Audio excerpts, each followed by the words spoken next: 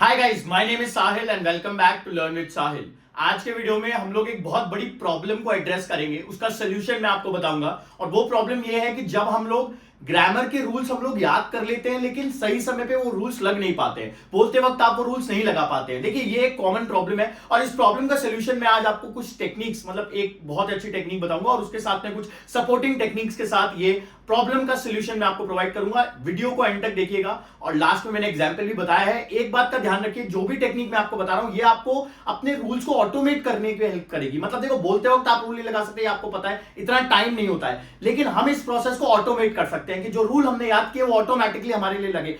ये आपके साथ आपकी नेटिव लैंग्वेज में भी होता है। आपकी नेटिव लैंग्वेज आप कितना फ्लुएंटली बोलते हैं, विदाउट सोच के नहीं बोलते हैं, नेचुरली बोल रहे हैं, लेकिन इंग्लिश में सोच सोच के बना के इसीलिए अटक जाते हो। तो उसी प्रॉब्लम को सॉल्व करने के लिए आज जो मैं टेक्निक बताने वाला हूं उस टेक्निक का नाम है analysation and observation technique. Analysation and observation technique, analysation and observation technique. ये एनालाइजेशन एंड ऑब्जर्वेशन टेक्निक क्या कहती है? देखिए, एनालाइजेशन ऑब्जर्वेशन टेक्निक में आपको क्या करना है, आपने जो भी कॉन्सेप्ट पढ़े हैं ग्रामर के, आप कोई से भी कॉन्सेप्ट से स्टार्ट कर सकते हैं। जैसे जनरली मैं बोलता हूं कि आप वर्ब्स, टेंसेस और मोडाल्स, ये तीन चैप्टर आप पहले पढ़े। अगर आपको सेंटेंस फॉर्मेशन में प्रॉब्लम आ रही है तो आप ये तीन चैप्टर्स पढ़ सकते हैं। और इन तीन चैप्टर्स के बाद जैसे जैसे आप कॉन्सेप्ट पढ़ते जा रहे हैं, आपको ये एनालाइजेशन ऑब्जर्वेशन टेक्निक हर चीज पे फॉलो करनी है। ऐसा नहीं है कि आप कुछ थोड़ा बहुत चैप्टर पढ़ ले उसके बाद ये फॉलो करिए। Right from day one follow होने वाली टेक्निक है और ये आपको हैबिट बनानी है इसकी। मैं आपको बता रहा हूं, आपको वंडरफुल रिजल्ट्स आएंगे अगर आप ये टेक्निक की हैबिट बनाएंगे। तो एनालाइजेशन ऑब्जर्वेशन में क्या करना है, सबसे पहले आपको स्टेप 1 में रीडिंग मटेरियल लेना है। ठीक है, स्टेप 1 जो है आपका, वो क्या है, आपका एक रीडिंग मटेरियल आपको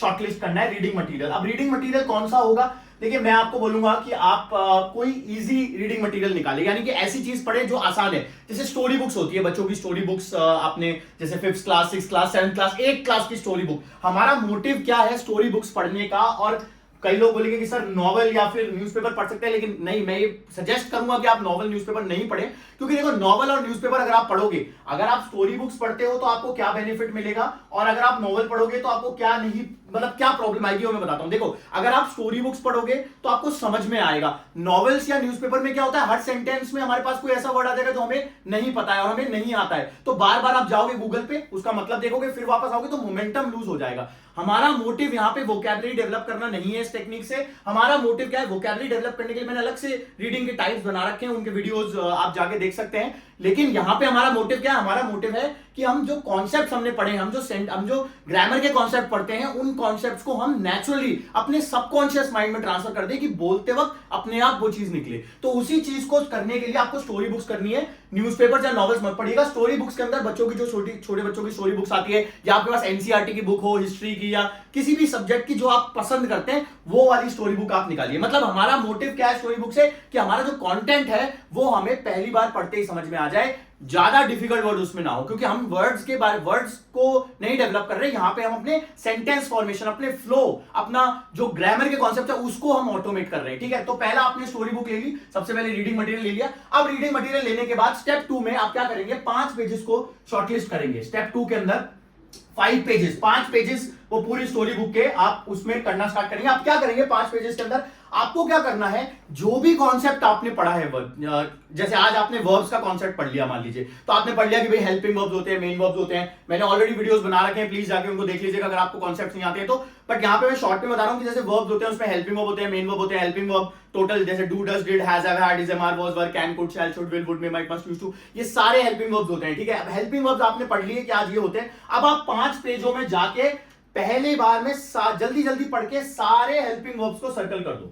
सारे हेल्पिंग वर्ब्स को क्या कर दो, सर्कल कर दो। ठीक है, आपने हेल्पिंग वर्ब सर्कल कर दिया। अब आप क्या करेंगे, हर हेल्पिंग वर्ब से रिलेटेड एक रूल है। जैसे आपने रूल पढ़ा कि डू, डज, डिड के बाद वर्ब की फर्स्ट फॉर्म आती है। क्या आती है? डू, डज और डिड के बाद ये वर्ब की फर्स्ट फॉर्म आती है। ये हमारा यूनिवर्सल रूल है। अब आप क्या करेंगे, जो भी आप पढ़ रहे हैं ना, सेंटेंस पढ़ रहे हैं, उसमें आपने पहले हेल्पिंग वर्ब सर्कल कर दिए। उसके बाद आप सारे हेल्पिंग वर्ब्स जो भी आपने रूल्स पढ़े उनको चेक करो वहां पे कि भाई डू, डज, डिड सर्कल किया हुआ है, आपने देखा उसके बाद फर्स्ट फॉर्म आ रही है कि नहीं आ रही है। नहीं आ रही तो कौन सी फॉर्म आ रही है, क्योंकि और भी कॉन्सेप्ट होता है डू, डज, डिड के, कि डू, डज, डिड अकेले भी आ जाते हैं सेंटेंस में। तो हमें सारे कॉन्सेप्ट को चेक करना है। जो जो कॉन्सेप्ट हम पढ़ते जा रहे हैं वो कॉन्सेप्ट को हमें उस स्टेप 3 में हमें क्या करना है, चेक करना है। स्टेप 3 के अंदर सारे रूल्स क्या चेक करने हैं, सारे रूल्स और जो कॉन्सेप्ट्स हम पढ़ेंगे उन कॉन्सेप्ट्स को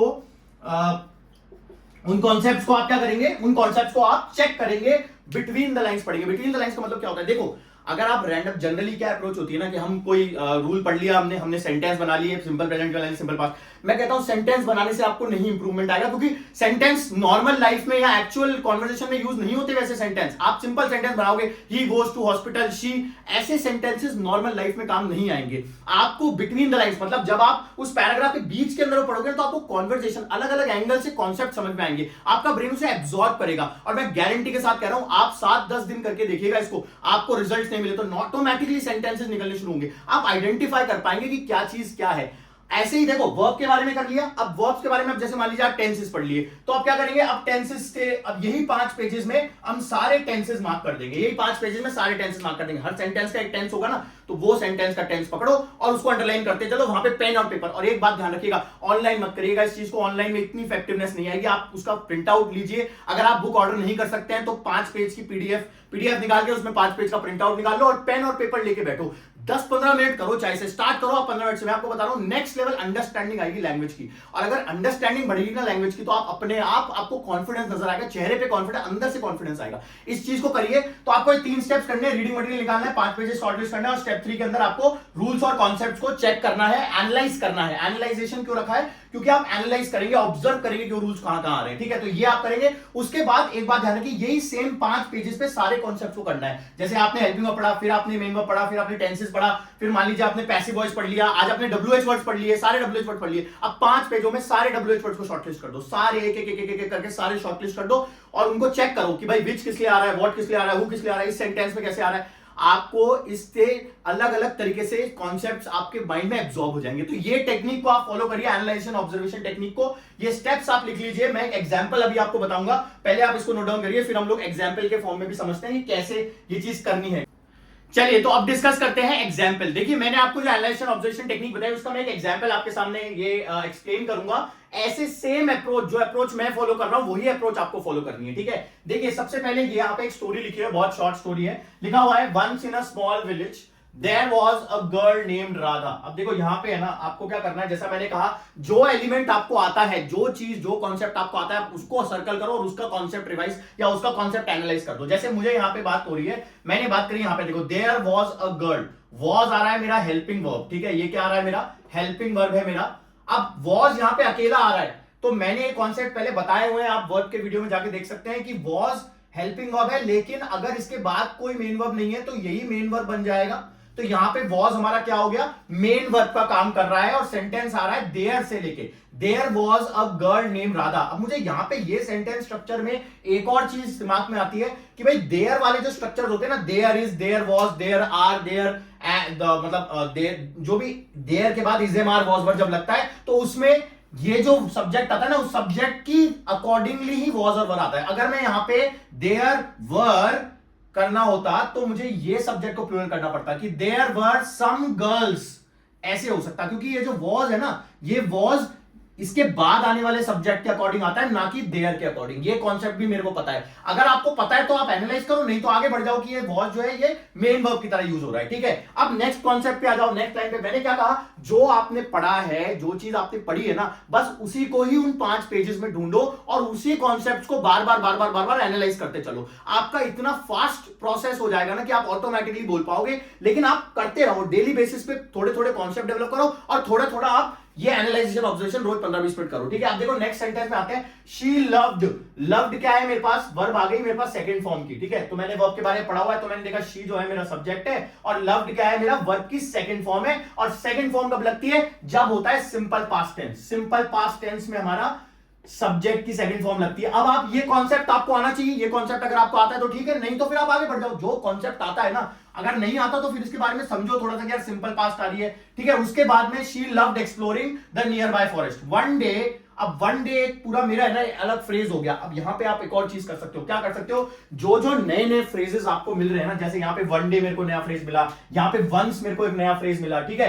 ऐसे नए फ्रेजेस को आप एक अलग से नोटबुक में नोट डाउन कर लो और उसको भी बार बार पढ़ो। मैं आपको बता रहा हूं, एक बहुत अच्छा लेवल अंडरस्टैंडिंग का आपका डेवलप हो जाएगा इस तरह से करोगे तो। जैसे आप आगे बढ़ो, ये आपने अलग लिख दिया, फिर उसके बाद हमने किया, she formed a beautiful open space. She formed, formed again second form आ गई, शी फाउंड, सॉरी फाउंड लिखा हुआ, she found a beautiful open space. Found मतलब सेकंड फॉर्म आ गई फिर से, ठीक है। अब देखा हमने फिर से सिंपल पास्ट टेंस हो गया, with colourful flowers it became, again became second form हो गई। मैं अभी आपको सिर्फ वर्ब के बेसिस पे एनालाइज करके बता रहा हूं, फिर इसमें टेंसेस भी आ जाएंगे, आगे का कॉन्सेप्ट कि भाई जैसे आपका शी फेल्ट अमेज्ड, अमेज्ड क्या वर्ड है, अमेज्ड कौन सा वर्ड है, अमेज्ड के बारे में अगर आपको पता हो तो ऐसे हर वर्ड को आप एनालाइज करते चलो। जो वर्ड आपको आता है, जो कॉन्सेप्ट आपको आता है, उस कॉन्सेप्ट को एनालाइज करो। यहां पे हम वोकैबुलरी डेवलप नहीं कर रहे हैं, हम सेंटेंस के फ्लोज की बात कर रहे हैं। नए स्ट्रक्चर जो मिलते जाते हैं, नए स्ट्रक्चर, वो आप लोग अलग अलग लिखते रहो, ठीक है। तो उससे आप पढ़ते रहो, समझ में आएगा, ये आपको एक्चुअल कॉन्वर्सेशन में हेल्प करेगा। तो ये कॉन्सेप्ट्स को फॉलो करिए, इस तरह से एनालाइजेशन एंड ऑब्जर्वेशन करिए, स्टोरी बुक मंगाइए, और बाकी कुछ भी अगर आपको डाउट्स क्वेरीज है तो आप कमेंट्स में डाल सकते हैं।